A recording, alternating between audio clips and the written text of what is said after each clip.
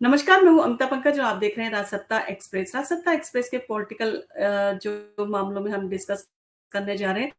Lok Sabha speaker को कैसे चुना जाता है और हटाया जाता है और इसकी पूरी प्रक्रिया क्या है, इसके बारे में हम आज इस वीडियो में आपके साथ में जो है चर्चा करेंगे। और जैसे कि आपको पता है, मंत्रालय के आवंटन के बाद अब लोकसभा अध्यक्ष यानी कि स्पीकर के नाम को लेकर खूब चर्चा हो रही है और स्पीकर का चुनाव जो है गठित हुई नई लोकसभा के सबसे पहले कामों में से एक होता है। यानी कि जैसे ही लोकसभा का गठन होता है, तो जब लोकसभा की पहली मीटिंग होती है, उससे पहले जो है लोकसभा के स्पीकर का चुनाव के लिए जो है प्रक्रिया शुरू हो जाती है। और आपको पता होगा, प्रधानमंत्री नरेंद्र मोदी ने रेजिग्नेशन दिया था, उसके बाद में नई सरकार का गठन का इन्विटेशन जो है राष्ट्रपति द्वारा प्रधानमंत्री को दिया गया था। परंतु लोकसभा के स्पीकर का जो पद होता है वो कभी भी खाली नहीं रहता है और जो ओम बिरला थे लोकसभा स्पीकर, वो अभी भी अपने पद पर बने हुए हैं। और अब जब 18वीं लोकसभा की जब पहली मीटिंग होगी, उससे पहले उन्हें जो है अपने पद से जो है रिजाइन देना होगा। और आर्टिकल 93 में भी कहा गया है कि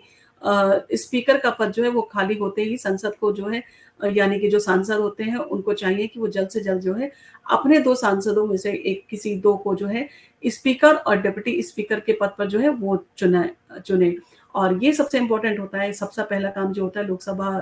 की मीटिंग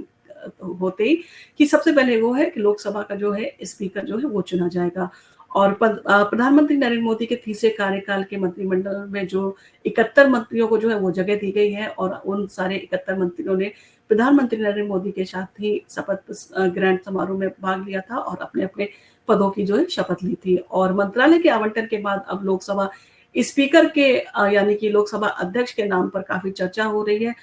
और इन सारी चीजों को लेके जो चर्चा गर्म है वो ये कि एनडीए के सहयोगी दल जो टीडीपी के जो है वो इस पद पर जो है अपना नेता लाना चाहते हैं। यानी कि चंद्रबाबू नायडू चाहते हैं कि उनकी पार्टी का नेता जो है वो स्पीकर बने और उनकी कोशिशें भी जारी हैं और इसके लिए वो अपने प्रयास कर रहे हैं। और लोकसभा स्पीकर के पद के लिए आंध्र प्रदेश के बीजेपी अध्यक्ष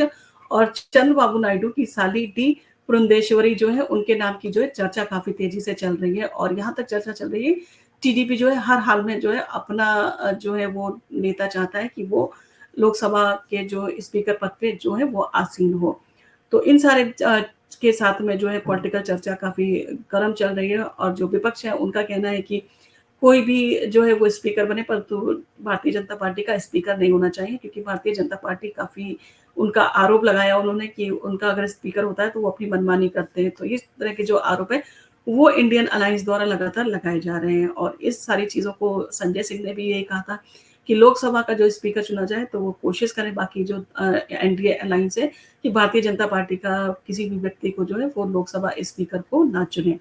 और संसद में जो है स्पीकर का पद जो है काफी पावरफुल होता है, इसीलिए सारी पार्टियां चाहती हैं कि उनके नेता को जो है स्पीकर का पद दिया जाए। और लोकसभा के संचालन से लेकर सांसदों की सदस्यता का फैसला जो है वो स्पीकर ही करता है। कई बार आपने लोकसभा में जो है हंगामा करते हैं, जिसके कारण कई बार उन्हें सस्पेंड किया जाता है, कई बार उनको पार्लियामेंट से निष्कासित कर दिया जाता है। तो ये सारी चीजें जो है वो सारी पावर जो है स्पीकर के पास होती है और वो अपनी पावर का इस्तेमाल करते हुए इस तरह की चीजें करता है। और सदन में अल्पमत होने की स्थिति में जो है स्पीकर जो है स्पीकर की पोजीशन जो है वो काफी बढ़ जाती है। और चलिए हम समझते हैं कि स्पीकर को कैसे चुना जाता है और कैसे स्पीकर को जो है वो हटाया जाता है। स्पीकर का पद जो है अपने आप में काफी पावरफुल होता है और स्पीकर का चुनाव जो है किसकी देखरेख में होता है, ये भी जो है कई बार सवाल जो है लोगों के दिमाग में रहता है कि कौन चुनता है। तो नई लोकसभा की पहली बैठक के ठीक पहले जो है पिछली लोकसभा के स्पीकर पद को जो है वो खाली जो है किया जाता है। यानी कि ओम बिरला जो है फिलहाल लोकसभा के स्पीकर है और नई लोकसभा की पहली बैठक से ठीक पहले जो है राष्ट्रपति जो है जो सभापति जो है वो इस पद को जो है खाली करेंगे और उनके स्थान पर जो राष्ट्रपति होते हैं वो प्रोटेम स्पीकर का जो है वो चुनाव करते हैं। और उस स्थिति में जो है स्पीकर की सारी जिम्मेदारियां जो है वो प्रोटेम स्पीकर के ऊपर जो है वो आ जाती है, वो इन सारी चीज जिम्मेदारियों को जो है निभाता है। और जो चुने हुए सांसदों में से सबसे वरिष्ठ जो नेता होता है उसको प्रोटेम स्पीकर जो है वो चुना जाता है। और प्रोटेम स्पीकर का चुनाव जो है वो राष्ट्रपति द्वारा जो है वो किया जाता है। और प्रोटेम स्पीकर एक अस्थायी स्पीकर होता है, वो यानी कि एक टेम्पररी जो है स्पीकर का चुनाव किया जाता है, जब तक कि नए जो है अध्यक्ष का या स्पीकर का चुनाव ना हो जाए। तो एक सीट को जो है वो वैकेंट ना रहे, वो खाली ना रहे, तो उसपे एक प्रोटेम स्पीकर को जो है राष्ट्रपति बिठाता है और वो इन सारी चीज़ों को जो है वो करता है। और एक अस्थायी स्पीकर होता है जिसे संसद में कार्यवाही संचालित करने के लिए सीमित समय के लिए जो नियुक्त किया जाता है, मतलब एक पर्टिकुलर टाइम के लिए उसे जो है वो चुना जाता है और उस टाइम के बाद में जो है उसको जो है वो उसका जो पद होता है वो अपने आप में समाप्त हो जाता है। और नई लोकसभा की पहली बैठक की अध्यक्षता और नए सदस्यों को शपथ दिलाने का काम जो होता है वो प्रोटेम स्पीकर जो है करता है, क्योंकि 71 जो सदस्य हैं उनको तो शपथ प्रधानमंत्री के साथ में दिलाई जाती है, परंतु जो इतने सारे जो सदस्य जो चुन के आते हैं अपनी-अपनी कॉन्स्टिट्यूएंसी से, तो उनको शपथ दिलाने का काम जो है वो प्रोटेम स्पीकर जो होता है, यानी कि प्रोटेम अध्यक्ष जो होता है वो इन सारी चीज़ों का जो है वो संचालन करता है।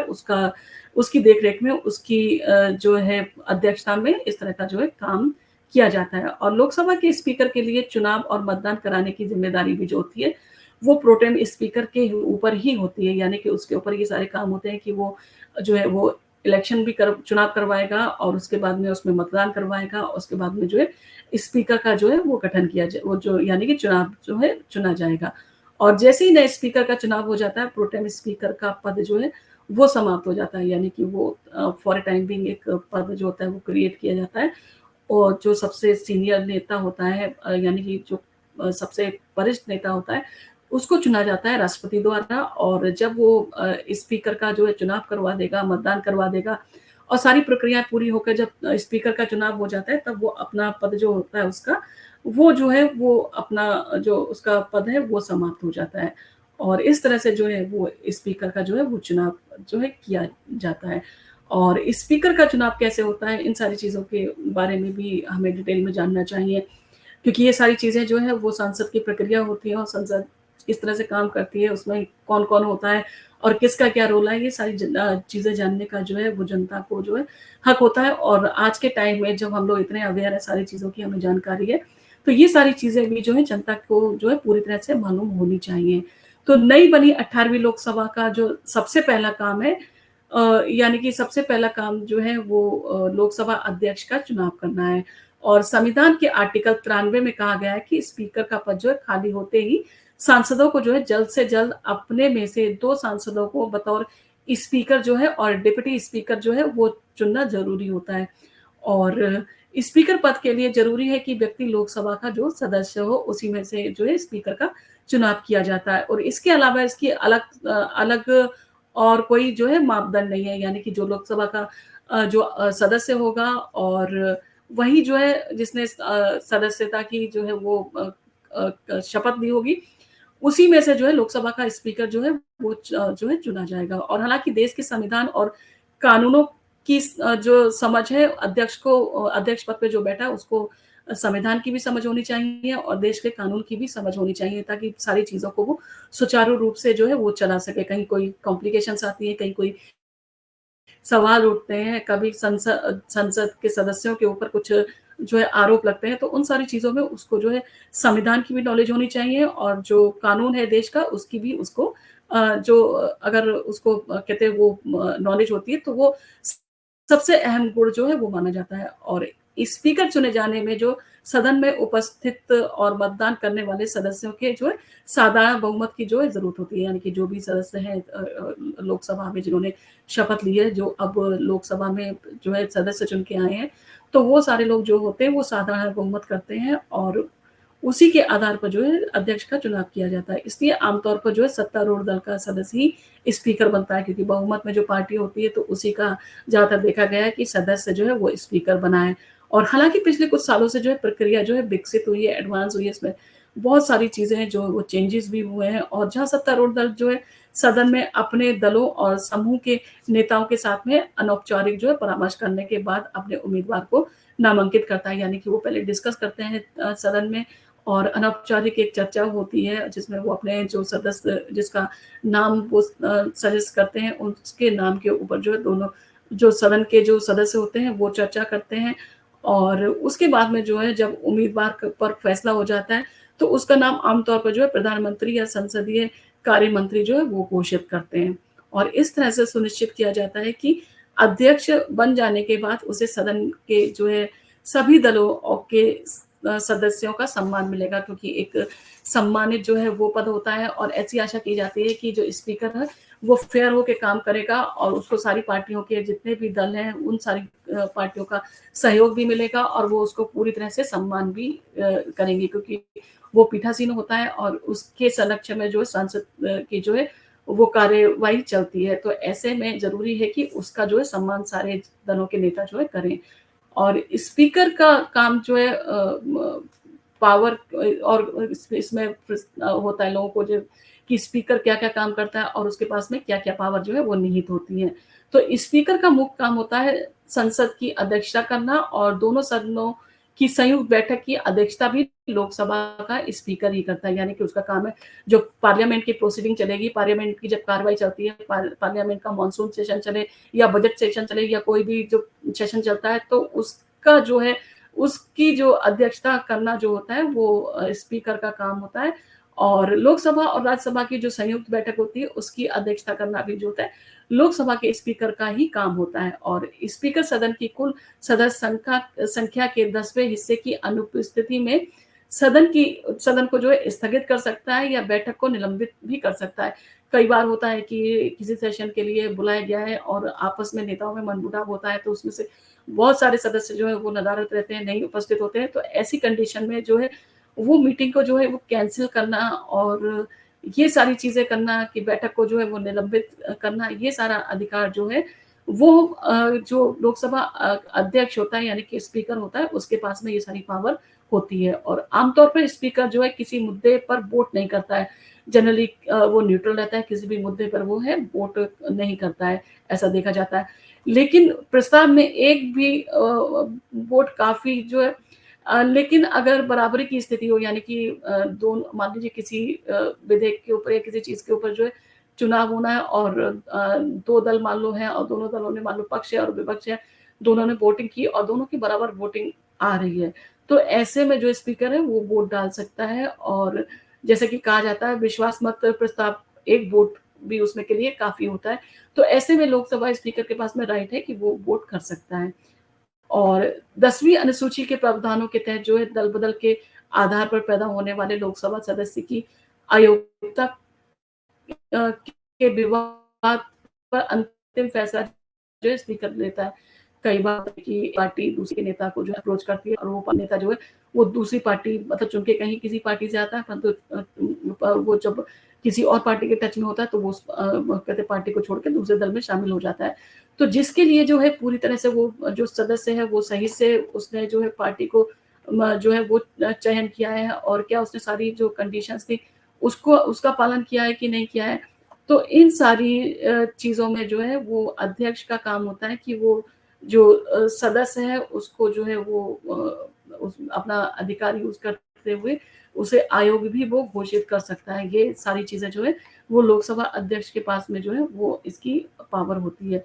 और सदन की समितियाँ अध्यक्ष द्वारा जो है गठित की जाती हैं और अध्यक्ष के निर्देश में ही उनका काम जो है वो होता है। यानी कि सदन की जितनी भी जो समितियाँ गठित होगी वो लोकसभा अध्यक्ष के द्वारा ही गठित की जाएँगी और स्पीकर को सदन उसकी समितियों को और सदस्यों के अधिकारों और विशेषाधिकारों को संरक्षण जो है संरक्षक माना जाता है। यानी कि उसे समितियों का भी और जो सदस्य होते हैं, उनके अधिकारों को जो संरक्षण माना जाता है कि वो उनके अधिकारों की रक्षा करेगा। और स्पीकर को अगर हटाना होता है, तो स्पीकर को किस तरह से हटाया जाता है, ये भी सवाल कई बार होता है। तो अगर स्पीकर को अगर हटाना होता है, तो उसको जो है वो न्यूनतम 14 दिन पहले हटाने का जो है सूचना जो है दी जानी अनिवार्य है। यानी कि अगर आपको स्पीकर को हटाना है, तो उससे पहले आपको जो है 14 दिन पहले इसकी सूचना आपको देनी होगी। और ये सारी चीज़ों के साथ-साथ यदि वह लोकसभा का सदस्य नहीं रह जाता, यानी कि किसी कारण से वो लोकसभा का अगर सदस्य नहीं रह जाता है, तो वह अपना पद जो है वो खाली कर देगा। और किसी भी समय डिप्टी स्पीकर को जो है खत लिखकर अपना पद जो है इस्तीफ़ा दे सकता है। यानी कि स्पीकर जो होता है वो डिप्टी स्पीकर को अपना रेज़िग्नेशन दे सकता है और डिप्टी स्पीकर जो होता है, वो स्पीकर को अपना रेज़िग्नेशन दे सकता है। इस तरह से वो अपने पद को जो है वो त्याग कर सकता है। और लोकसभा में पूर्ण बहुमत से पारित एक प्रस्ताव द्वारा उनके पद से जो है उन्हें हटाया जा सकता है। और पूर्ण बहुमत का मतलब है उस समय की लोकसभा की कुल सदस्यता, यानी कि कुल सदस्यता का जो बहुमत है, बहुमत ना कि केवल उन लोगों का जो उस समय सदस्य में मौजूद है या जिन्होंने मतदान किया, यानी कि टोटल जितने सदस्य हैं उनका बहुमत जब होगा, पूर्ण बहुमत होगा, तभी उसको लोकसभा की सीट से हटाया जा सकता है। और अगर हटाने का प्रस्ताव विचाराधीन रहता है तो वो अध्यक्ष नहीं रहेगा, यानी कि अगर उसको हटाए जाने का प्रस्ताव पारित कर दिया गया उस दौरान उसको जो है वो अध्यक्ष नहीं रहता है, ताकि ये सारी चीजें जो है उसके जो है सुचारू रूप से हो सके, इसलिए उसको जो है अध्यक्ष पद पे जो है नहीं रखा जाता है। और न्यूनतम 50 सदस्य जो है लिखित में प्रस्ताव जो है पारित करेंगे, तभी जो है वो उसको जो है वो ये जो है अध्यक्ष पद से हटाने की प्रक्रिया जो वो शुरू होती है। और 2-3 विशेष बहुमत से जो है उसे हटाया जा सकता है। और अगर 2-3 बहुमत जो है नहीं होता है तो वापस वो अध्यक्ष बना रहेगा और वो अपने पद से वो है किसी भी तरह से जो है हटाया नहीं जा सकता है। और सबसे बड़ी इसमें जो है कि जो इम्पोर्टेंट चीज़ है वो ये है कि न्यूनतम 14 दिन पहले जो है उसके हटाने की जो है सूचना को दिया जाना अनिवार्य है, यानी कि ये सारी सूचनाएँ जो हैं वो दी जानी ज़रूरी है। तो पावरफुल एक पद होता है लोकसभा स्पीकर का, और उसका काम होता है लोकसभा की जितनी भी प्रोसीडिंग्स होती हैं उनका कंडक्ट करना, और उसके साथ ही साथ जो भी विधेयक पास होते हैं उसके ऊपर बहुमत करवाना और उनको पास करना, और इसके साथ-साथ उसको जो है कॉन्स्टिट्यूशन की और लीगल जो हमारा देश का कानून है, उसकी नॉलेज होना अहम गुण उसका माना जाता है कि उसको ये सारी चीज़ों की नॉलेज हो, ताकि वो संसद की कार्रवाई को जो है वो सुचारू रूप से जो है वो क्रियान्वित कर पाए। और अब चर्चा चल रही है टीडीपी और बीजेपी में से कौन अपना जो है लोकसभा स्पीकर चुनेगा, क्योंकि इस बार जो है वो